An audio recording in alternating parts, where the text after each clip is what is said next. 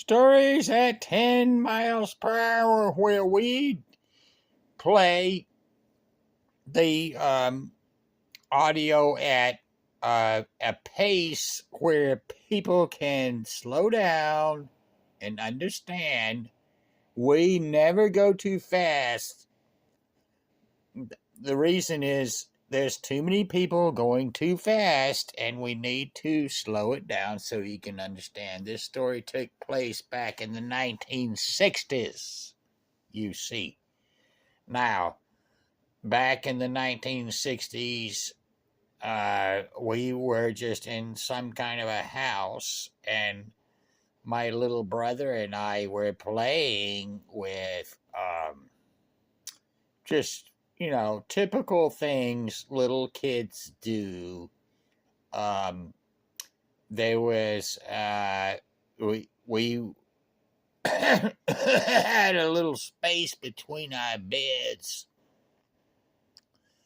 and we took a blanket and draped it across and made what a lot of little kids do and make forts.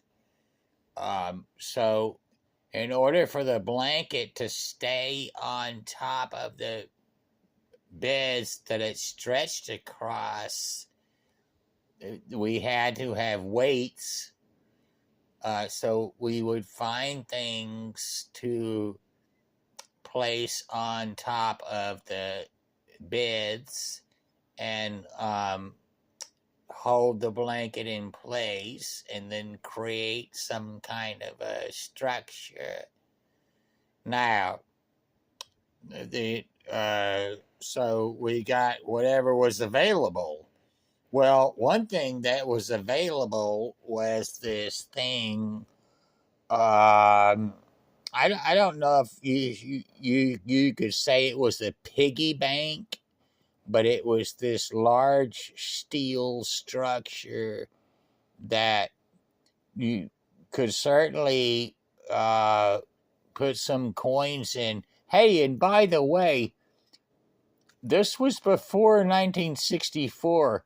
This was when all coins were, the pennies were made out of copper, so they're very valuable.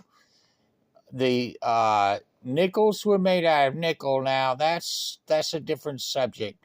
But the dimes and the quarters were made out of silver.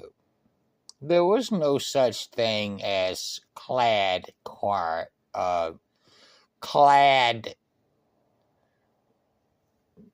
made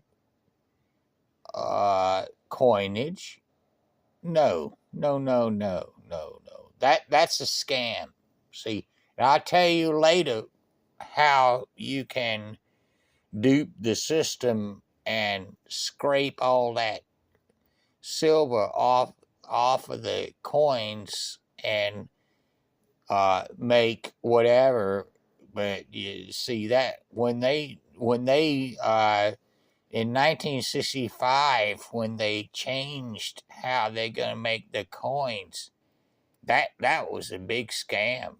Big scam. So I'm talking about the early 60s, before they rearranged everything so some capitalist pig could get rich, or whatever the reasoning was.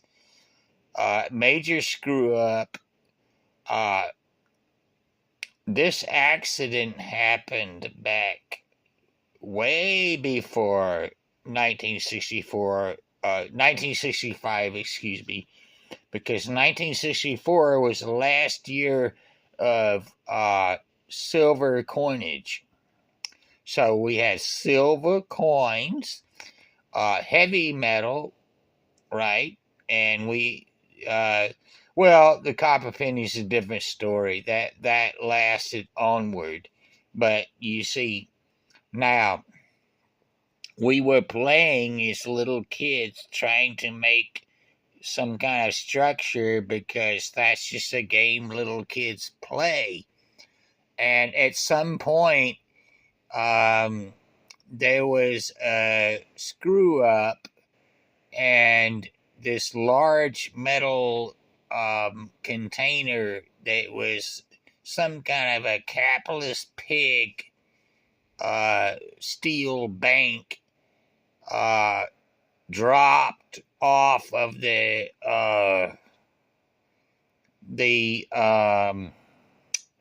what do you call it, the if you're trying to hold down a blanket, whatever. Okay, so the thing fell onto my head, and the corner of it, which was very sharp, this steel thing hit me in the head, and I was severely injured, and I was only about 3 years old, and it severely injured me, and they had to rush me to the hospital, and then there was some doctor, and I remember his name, Dr. Newberry, and they stitched me up, and my father was very concerned, and he kept saying, "Talk, Tommy, talk, Tommy, talk, Tommy, talk." I said back, "Talk, Tommy, talk, Tommy, talk, Tommy, talk." And that, and we had to pay the bill later, but you see, uh, that was an accident caused by parental negligence, but I don't think it was such a bad parenting situation.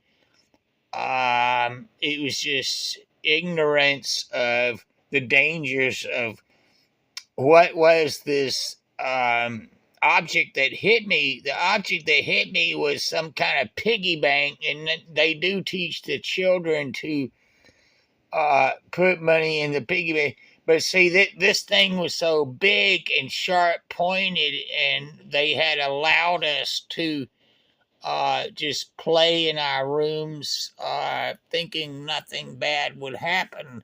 But the big ass piggy bank thing, that see, the moral of the story is, uh, don't be a capitalist pig, okay? So bye. Hope you learn something, and you will like, subscribe, and the whole 9 yard routine. Bye.